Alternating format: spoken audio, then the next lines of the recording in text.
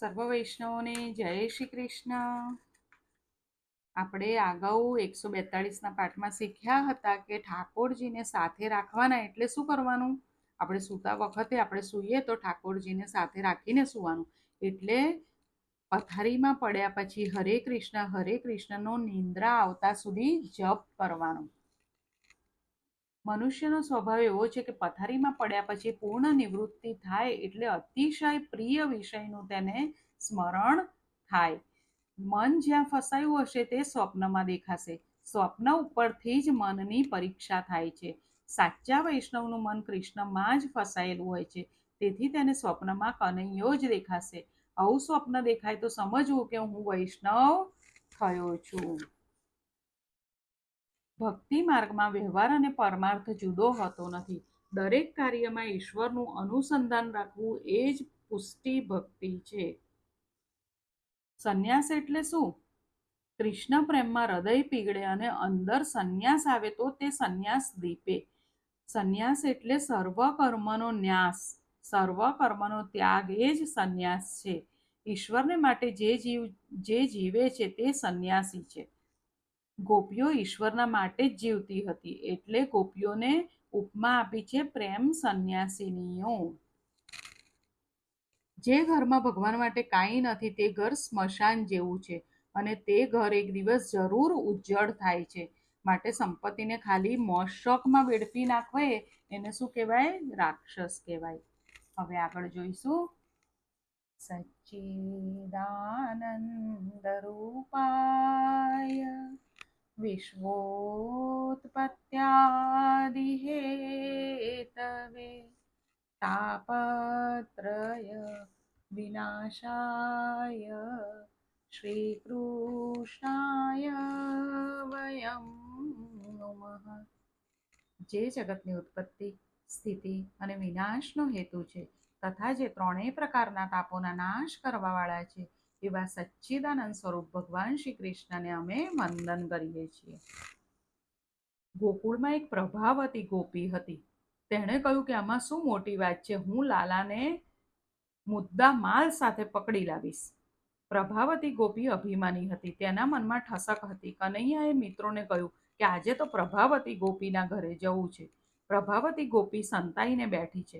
બાળકો ધીરે ધીરે ઘરમાં દાખલ થાય છે. કફલમ કફલમ બોલે છે. કનૈયાએ માખણ ઉતાર્યું અને બાળકોને ખવડાવે છે. તે પછી વાનરોને માખણ ખવડાવે છે. કરેલા થોડા ઉપકારને ભગવાન ભૂલતા નથી. રામા અવતારમાં આ વાનરોએ મારી ખૂબ સેવા કરી છે. રામા અવતારના આ મારા ભક્તો છે. તેઓએ ઝાડપાન ખાઈને મારી સેવા કરી છે. તે વખતે હું તપસ્વી હતો એટલે તેમને કાંઈ આપી શક્યો નહીં. આજે તેઓને ખૂબ માખણ ખવડાવીશ. અનેક વાર વાનર જેટલો સંયમ રાખે છે તેટલો મનુષ્ય પણ રાખતો નથી. વાનર રામ ફળ ખાય નહીં, વાનર સીતાફળ ખાય નહીં. એ જાણે છે કે અમે રામ સીતાના સેવકો છીએ. વાનર જેટલી મર્યાદાઓ પાળે છે તેટલી મનુષ્ય ન પાળે તો વાનર કરતા પણ તે અધમ છે. લાલાએ માખણ ખાધું છે, તેનું પેટ ભરાયું છે. પ્રભાવતી ધીરે ધીરે આવી. મિત્રો કહેવા લાગ્યા, કનૈયા આવી આવી, ભાગ ભાગ. કનૈયો કહે, એ શું કરવાની હતી? ભલે આવે. પ્રભાવતીએ કનૈયાનો હાથ પકડ્યો. કનૈયો ઢોંગ કરે છે, કહે છે મને છોડી દે, મારી મા મને મારશે, મને છોડી દે. તારા સસરાના સોગંદ, ન છોડે તો તારા ધણીના સોગંદ. પ્રભાવતી કહે છે આજે તું બરાબર હાથમાં આવ્યો છે, આજે હું તને નહીં છોડું. આજે તને યશોદા મા પાસે લઈ જઈશ. કનૈયો કહે છે છોડી દે, છોડી દે. પ્રભાવતીનો છોકરો કનૈયાના મંડળનો સભ્ય હતો. તેને થયું કે લાલાને યશોદા મારશે. તે પ્રભાવતી પાસે આવ્યો. કહે, માં, લાલાએ ચોરી નથી કરી, મેં આમંત્રણ આપેલું. તે સજા કરવા આવી હોય તે જે સજા કરવી હોય મને કર. શું થયું? પ્રભાવતીનો છોકરો હતો, એ ગોપીનો છોકરો, એ મંડળનો સભ્ય હતો. એણે કીધું તું લાલાને કંઈ ના કરીશ, જે સજા કરવી હોય મને કર. માં, તું લાલાને છોડી દે. હવે 4 મહિના સુધી હું માખણ નહીં ખાઉં. પ્રભાવતીને થયું લાલાને છોડી દઉં, પણ યશોદાજીને ખાતરી કરવી છે કે લાલો ચોરી કરે છે, તો આજે મારે ખાતરી કરાવવી છે. માં લાલાને ઠપકો આપશે ત્યાં સુધી સાંભળીશ, પણ લાલાને મારવા નહીં દઉં. લાલો મારો પણ છે. જ્યાં અભિમાન આવે ત્યાં દુર્ગુણ આવે છે. પ્રભાવતીને હતું કે લાલાને મેં પકડ્યો છે, બીજું કોઈ પકડી શકે નહીં, એટલે તે લાલાને છોડતી નથી. બાળકો રડવા લાગ્યા. કનૈયો મિત્રોને કહી, ગભરાશો નહીં, હું ગમ્મત કરીશ. પ્રભાવતી વિચારવા લાગી, આમ તો કનૈયાને કોઈ પકડી શકે નહીં, પણ મેં તેને પકડ્યો છે. મનુષ્ય સાધના કરે એટલે ઈશ્વર હાથમાં આવે છે. પછી તે સાધનામાં નિષ્ઠા ન રહે તો ઈશ્વર છટકી જાય છે. પ્રભાવતી લાલાનો હાથ પકડીને જતી હતી. તેવામાં સામેથી વૃદ્ધ વ્રજવાસી આવ્યો. પ્રભાવતીએ લાજ કાઢી. પહેલા તો વૃદ્ધ આવે એટલે લાજ કાઢતા હતા, એટલે પ્રભાવતીએ લાજ કાઢી. કનૈયો પ્રભાવતીને કહે, મારા હાથમાં દુખે છે, તું બીજો હાથ પકડ. પ્રભાવતી બીજો હાથ પકડે છે. તે પછી લાલાએ હાથ ઉપર ચૂંટડી ખણી. હાથ બદલાવતા કનૈયાએ તેના ચેલકાનો ઈશારો કર્યો કે તું આવી જા આ બાજુ, અને એના જ દીકરાનો હાથ પ્રભાવતીના હાથમાં આપી દીધો. કનૈયો જલ્દી મા પાસે આવ્યો. માને કહે, એક ગોપી મને મારવા આવવાની છે, પણ મા મેં કાંઈ કર્યું નથી. માએ કીધું, તું અંદરના ઓરડામાં બેસી જા. પ્રભાવતી ઉમંગમાં બૂમો પાડતી આવી, માં જુઓ જુઓ, તમારો છોકરો હું પકડીને લાવી છું. મેં લાલાને પકડ્યો છે, બહાર આવો અને જુઓ. યશોદા કહે, અલી સખી, મારો કનૈયો તો અંદર છે. અરે, ઈશ્વરને અંદર શોધો. જે અંદર છે તેને બહાર શોધે તે દુઃખી થાય છે. ઇન્દ્રિય રૂપી ગોપી કહે છે આનંદ બહાર છે, ત્યારે નિષ્કામ બુદ્ધિ યશોદા કહે છે કે આનંદ અંદર જ છે. નિષ્કામ બુદ્ધિ યશોદા ઈશ્વરને આનંદને હૃદયમાં ઘરની અંદર નિહાળે છે, તેથી તેને આનંદ મળે છે. ઇન્દ્રિય આનંદને બહાર શોધે છે, તેથી તેને આનંદ મળતો નથી. આપણે આનંદને બહાર શોધીએ છીએ ને, આપણને જે ગમે આપણે કરીએ તો આપણને આનંદ મળે, પણ આનંદ અંદર છે. ઈશ્વર એટલે આનંદ. આનંદને બહાર પકડવા જાય તેને આનંદ મળતો નથી. આનંદ બહાર નથી, કોઈ સ્ત્રીમાં નથી, કોઈ પુરુષમાં નથી, કોઈ પદાર્થમાં નથી. આનંદ અંદર છે. આનંદ આત્માનું સ્વરૂપ છે. આનંદ બહારથી આવતો નથી, આનંદ આત્મામાંથી નીકળે છે. જે આનંદને બહારના સંસારના વિષયોમાં શોધવા જાય છે તેની પ્રભાવતી ગોપી જેવી ફજેતી થાય છે. જે ઈશ્વરને બહાર શોધે છે તેની ફજેતી થાય છે. સખી, તું જોતો ખરી તું કોને પકડી લાવી છે? પ્રભાવતી જોએ તો પોતાનો જ દીકરો. પ્રભાવતી વિચારમાં પડી ગઈ, માં રસ્તામાં કઈ ગરબડ થઈ હશે, બાકી મેં તો કનૈયાને જ પકડેલો. પ્રભાવતી અભિમાની છે, ઘમંડવાળી બુદ્ધિ એ પ્રભાવતી છે. એવી બુદ્ધિ ઈશ્વરને પકડી શકતી નથી. બુદ્ધિ નિષ્કામ બને તો ઈશ્વરને પકડી શકે છે. સકામ બુદ્ધિ ઈશ્વરને પકડી શકતી નથી, નિષ્કામ બુદ્ધિ ઈશ્વરને પકડી શકે છે. ઈશ્વર હાથમાં આવ્યા પછી અભિમાન થાય કે ઈશ્વર મારા હાથમાં છે તો ઈશ્વર છટકી જશે. પરમાત્મા મળે છે, પણ જો અહંકાર થાય તો હાથમાં આવેલા પરમાત્મા છટકી જાય છે. સાધકને પરમાત્મા મળે એટલે સાધકને થાય તો મને તો ભગવાન મળી ગયા, થોડી ઠસક આવે છે. તેથી સાધનામાં ઉપેક્ષા થાય છે, પરિણામે હાથમાં આવેલા ભગવાન છટકી જાય છે. સાધન કરો પણ સાધનનું અભિમાન ન કરો. નિષ્કામ થયેલી બુદ્ધિમાં અહમભાવ આવે ત્યારે ઈશ્વર છટકી જાય છે. ગોપીઓએ યશોદાને કહ્યું, માં તમે ગણપતિની બાધા રાખો. ગણપતિ બુદ્ધિના માલિક દેવ છે, તે કનૈયાની બુદ્ધિને સુધારશે. યશોદાએ ગણપતિની બાધા રાખી. ગણપતિ બાપા બુદ્ધિ સિદ્ધિના માલિક દેવ છે. કનૈયાએ વિચાર્યું કે મારે ગણપતિનો મહિમા વધારવો છે. મંડળના બાળકોને કહ્યું કે આપણે હમણાં કંઈ પ્રવૃત્તિ કરવી નથી. હવે લાલો ઘરની બહાર નીકળતો નથી. યશોદા માને છે કે ગણપતિ દાદાએ મારા લાલાની બુદ્ધિ સુધારી છે. એક સમયે ગોવાળિયાઓએ યશોદાજીને ફરિયાદ કરી કે કૃષ્ણે માટી ખાધી છે. કૃષ્ણ કહે છે, માં મેં માટી ખાધી નથી, આ બધા જ જૂઠું બોલે છે. લાલાએ માટી ખાધી નથી, વ્રજરજ ખાધી છે. માતાએ પૂછેલું કે આ માટી ખાધી છે, પૂછેલું તે માટી ખાધી છે, એટલે લાલાએ ખોટું કહ્યું છે. વ્રજરજ એ માટી નથી, તુલસીજીના ઝાડ એ ઝાડ નથી, ગંગાજી એ પાણી નથી. શ્રી વલ્લભાચાર્યજી કહે છે કે જ્ઞાન માર્ગથી ભગવાન કહે છે કે હું કાંઈ ખાતો નથી. ભક્તિ માર્ગથી વૈષ્ણવો રૂપી ગોવાળો કહે છે કે ભગવાને માટી ખાધી. ભક્તો માને છે કે ભગવાન આરોગે છે. મુખ દર્શનને બહાને યશોદાજીને વિશ્વરૂપના દર્શન કરાવ્યા, પરંતુ ઈશ્વરના સ્વરૂપનું જ્ઞાન લીલામાં વિઘ્ન કરે એટલે શ્રી સુખદેવજી વર્ણન કરે છે. પોતાની પુત્ર સ્નેહવાળી વૈષ્ણવી યોગ માયાનો એના યશોદાના હૃદયમાં સંચાર કરી દીધો. એટલે યશોદાને કૃષ્ણના સાચા સ્વરૂપનું ભાન થતું નથી. ફરીથી તેઓ કૃષ્ણને પોતાનો પુત્ર માનવા લાગ્યા.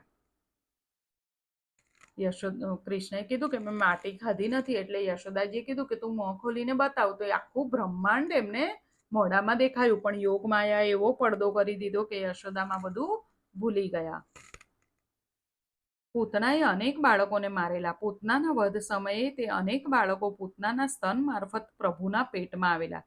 હવે આ કથા સાંભળજો હો બરાબર. પૂતનાએ અનેક બાળકોને માર્યા હતા ને.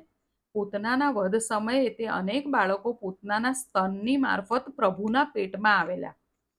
પ્રભુએ પૂતનાનું દૂધ પીધું એટલે એ બધા બાળકો પ્રભુના પેટમાં આવેલા. અવિદ્યાના સંસર્ગમાં આવેલા જીવોનો ઉદ્ધાર સંતના ચરણની રજ વગર થતો નથી.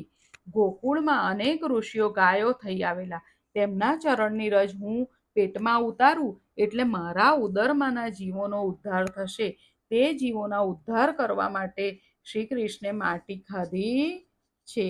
હવે આ ખબર પડી ને બધાને. શ્રી કૃષ્ણે માટી કેમ ખાધી? કારણ કે વ્રજરજ છે. અનેક ઋષિ મુનિઓ ત્યાં ગાયો થઈને આવ્યા છે પ્રભુની સેવા કરવા. તેમની ચરણની રજ જો કૃષ્ણ ખાય તો પછી જે પૂતનાએ બાળકો માર્યા હતા એ કૃષ્ણ ભગવાને પૂતનાનું દૂધ પીધું તો એ મારફત શ્રી કૃષ્ણના પેટમાં એ બાળકો ગયા હતા. એટલે શ્રી કૃષ્ણએ વ્રજરજ ખાધી, માટી ખાધી એટલે એ બાળકોનો ઉદ્ધાર થાય એના માટે. પ્રભુના હૃદયમાં જઈને રહેવું અથવા પરમાત્માને હૃદયમાં રાખવો એ નિરોધ છે. એ નિરોધ કૃષ્ણ લીલા એ નિરોધ છે. નિરોધ લીલા છે. આત્મા નિરાકાર મુક્ત છે, છતાં મનને લીધે તેને બંધન થાય છે. ભગવાન મર્યા પછી નહીં પરંતુ મર્યા પહેલા મુક્તિ આપે છે. પ્રભુ પ્રેમમાં હૃદય પીગળે એટલે મુક્તિ છે. પ્રભુ પ્રેમમાં હૃદય પીગળે એટલે મુક્તિ છે. પ્રભુ પ્રેમમાં સંસાર ભૂલાય એટલે મુક્તિ છે. મન મરે છે એ મુક્તિ મળે છે. મન મરે એટલે નિરોધ થાય અને નિરોધ થાય એટલે મુક્તિ મળે. મુક્તિ મર્યા પછી મળતી નથી, મર્યા પહેલા મળે છે. જેને જીવતા મુક્તિ ન મળે તેને મર્યા પછી શું મુક્તિ મળે? એ કઠણ છે. શરીર ઇન્દ્રિયોની હયાતીમાં જેને ભજનાનંદ પ્રાપ્ત થાય છે તેને શરીર છોડ્યા પછી પણ પરમાનંદનો અનુભવ થાય છે. ભાગવત શાસ્ત્રમાં એવું નથી કે મર્યા પછી મુક્તિ આપે. મર્યા પછી મુક્તિ મળી તેનું પ્રમાણ શું? મહાપુરુષો તેથી મુક્તિને જીવન મુક્તિ કહે છે. આ દેહ અને ઇન્દ્રિયોને સંબંધ હોવા છતાં શરીર અને ઇન્દ્રિયોની હયાતીમાં મુક્તિ મળવી જોઈએ. મુક્તિના બે પ્રકાર છે, વિદેહ મુક્તિ અને કૈવલ્ય મુક્તિ. મુક્તિના કેટલા પ્રકાર છે? વિદેહ મુક્તિ અને કૈવલ્ય મુક્તિ બે પ્રકાર છે. કમળ જેમ પાણીથી અલિપ્ત રહે છે, કમળમાં જેમ પાણી રહેતું નથી તેમ જ્ઞાની પુરુષોની અંદર સંસાર રહેતો નથી. જગત ન દેખાય એટલા માટે જ્ઞાની પુરુષો આંખ બંધ કરીને બેસે છે. પણ જગત એવું છે કે આંખ બંધ કર્યા પછી પણ દેખાય છે. અંદરનો સંસાર શરૂ થાય છે. બહારનો સંસાર ભક્તિમાં વિઘ્ન કરતો નથી, પણ જે અંદર સંસાર મનમાં છે તે વિઘ્ન કરે છે. મનમાંથી સંસારને કાઢી નાખો તો જ લાભ છે. શું કીધું? બહારનો સંસાર ભક્તિમાં વિઘ્ન કરતો નથી. સંસાર જે આપણા મનમાં છે તે ભક્તિમાં વિઘ્ન કરે છે. નાવડી જળમાં રહે. નાવડી એટલે બોટ પાણીમાં રહે તો એ ડૂબે નહીં, પરંતુ જો જળ નાવમાં આવે તો નાવ ડૂબી જાય છે. જ્ઞાની પુરુષો સાવધ રહે છે કે બહારનો સંસાર મનમાં આવે નહીં. સંસાર એ બાધક નથી. વિષયોનું ચિંતન કરતા વિષયોમાં જે આસક્તિ ઉત્પન્ન થાય છે તે બાધક છે. સંસાર સુખ આપે છે તે કલ્પના માત્ર બાધક છે. જ્ઞાની પુરુષો શરીરને આવશ્યક વસ્તુઓનો સ્વીકાર કરે છે, પણ સંસારનું સુખ એ સાચું સુખ નથી, કેવળ સુખ માત્ર ભાસે છે. તેમ સતત એ ખાલી ભાસશે એવું જ્ઞાની પુરુષો ધ્યાન રાખે છે. દ્રશ્ય પદાર્થમાંથી દ્રષ્ટિ હટી જાય અને દ્રષ્ટામાં દ્રષ્ટિ સ્થિર થાય છે ત્યારે આનંદ મળે છે. દ્રશ્યના દ્રષ્ટાને સાક્ષી કહે છે. દ્રશ્ય એ દુઃખરૂપ છે, દ્રષ્ટા માત્ર આનંદરૂપ છે. દ્રશ્યમાંથી દ્રષ્ટામાં એટલે જગતમાંથી પ્રભુમાં દ્રષ્ટિ સ્થિર કરશો તો આનંદ મળશે. જગત રહેવાનું, જગતના વિષયો પણ રહેવાના, શરીર રહેવાનું, મન પણ રહેવાનું. જગતને છોડીને ક્યાં જઈશું? અજ્ઞાની જીવ જગતને ભોગ દ્રષ્ટિથી જુએ છે અને જ્ઞાની જગતને ભગવત દ્રષ્ટિથી જુએ છે. લૌકિક નામરૂપમાં આસક્તિ એ માયા છે. અલૌકિક નામરૂપમાં આસક્તિ એ ભક્તિ છે. ભાવના વગર ભક્તિ માર્ગમાં સિદ્ધિ મળતી નથી. આત્માને મુક્ત કરવાનો નથી, એ તો મુક્ત જ છે. આત્મા તો મુક્ત જ છે. નિરોધ એટલે પ્રભુના હૈયામાં નિવાસ કરવો. નિરોધ એટલે પ્રભુના હૈયામાં નિવાસ. વિરોધ અને વાસના નિરોધને પ્રતિબંધ કરે છે. જ્યાં સુધી હૈયામાં વિરોધ હોય ત્યાં સુધી નિરોધ થતો નથી. વિરોધ અને વાસના જીવનમાંથી ઉડી જાય એટલે આપોઆપ નિરોધ થાય છે. મુક્તિ ક્યારે મળે? શરીર મરવાથી મુક્તિ મળતી નથી, મન મરવાથી મુક્તિ મળે છે. મનનો નિરોધ એ મુક્તિ છે. દશમ સ્કંદમાં નિરોધ લીલા છે. સંસારના સર્વ વિષયોમાંથી મન હટી જાય અને ઈશ્વરમાં મળી જાય એ મુક્તિ છે. પરમાત્મા આનંદ સ્વરૂપ છે. મન અર્ધચેતન છે. મન સંસારના વિષયો સાથે એક થતું નથી, કારણ સંસાર જળ છે ને મન શું છે? જળ છે કે ચેતન? મન અર્ધચેતન છે. સંસાર તો પૂર્ણ જળ છે, પણ મન અર્ધચેતન છે, એટલે અડધું ચેતન છે ને અડધું જળ છે. સજાતીયમાં સજાતીય મળે. ઈશ્વર સિવાય મન કોઈના સાથે અભિન્ન થતું નથી, એક થતું નથી. અતિ કામી હોય પણ કામ સુખ ભોગવ્યા પછી તેનું મન સ્ત્રીમાંથી હટી જાય છે. ભલે પછી ફરીથી તેની ઈચ્છા જાગૃત થાય, પણ તે સમયે તો તેને દ્રુણા થાય છે. આવી દ્રુણા જો કાયમ માટે ટકે તો બેડો પાર છે. વૈરાગ્ય આવે છે પણ તે ટકતો નથી. વિષય સુખ ભોગવ્યા પછી દ્રુણા વૈરાગ્ય આવે તે નકામું છે, તે ક્ષણિક છે. વિષય સુખ ભોગવ્યા પછી દ્રુણા થાય એ નકામું છે. મનુષ્યને વૈરાગ્ય આવે છે, પણ માયા એવી છે કે વૈરાગ્યને ટકવા દેતી નથી. સંસારના જળ પદાર્થ સાથે મન એક થઈ શકતું નથી. ફક્ત ઈશ્વર સાથે જ મન એકાકાર થાય છે. કૃષ્ણ લીલા એ મનનો નિરોધ પ્રભુના હૈયામાં નિવાસ કરવા માટે છે. પૂર્વજન્મનું શરીર મરી ગયું, પણ પૂર્વજન્મનું મન લઈને આવ્યા છે. પૂર્વજન્મનું મન લઈને આ શરીર આવ્યું છે. જીવાત્મા સાથે મન જાય છે, તેથી શરીર કરતા મનની કાળજી વિશેષ રાખવાની જરૂર છે. આપણે શરીર કરતા મનની કાળજી વિશેષ રાખવાની જરૂર છે. મન તમારી સાથે મર્યા પછી પણ સાથે આવશે. સ્ત્રી, પુત્ર, કુટુંબ તમારી સાથે આવશે નહીં. તો જે તમારી સાથે આવવાનું છે તેની કાળજી રાખો અને બીજામાંથી આસક્તિ ઓછી કરો.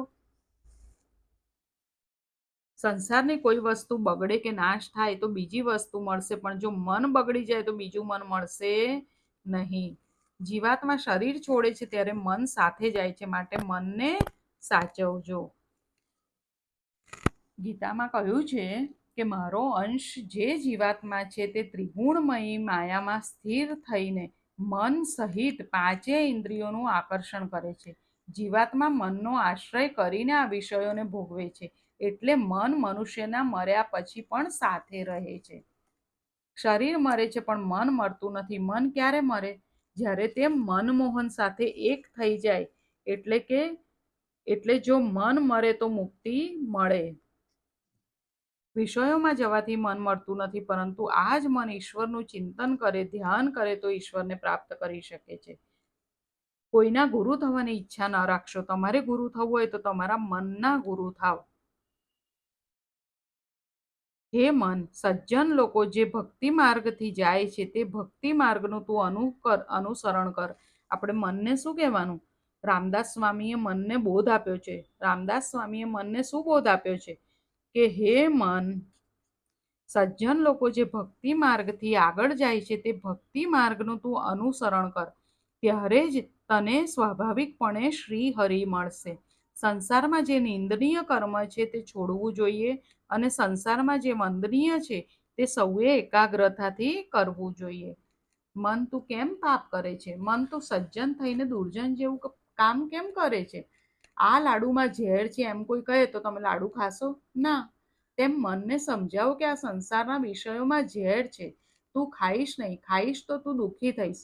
સંસારના વિષય સુખમાં દોષ દ્રષ્ટિ રાખો. વિષય સુખમાં દોષ દ્રષ્ટિ રાખો. શંકરાચાર્ય સ્વામીજીએ કહ્યું છે, માટે ગુરુ થવા કરતા સર્વના શિષ્ય થવું એ સારું છે. જેના ગુરુ થાવ તે શિષ્ય કંઈ પાપ કરે તો તે શિષ્યના પાપની જવાબદારી કોની હોય છે? ગુરુની હોય છે. શિષ્યના પાપ શિષ્ય કંઈ પાપ કરે તો એની જવાબદારી ગુરુ ઉપર આવે છે.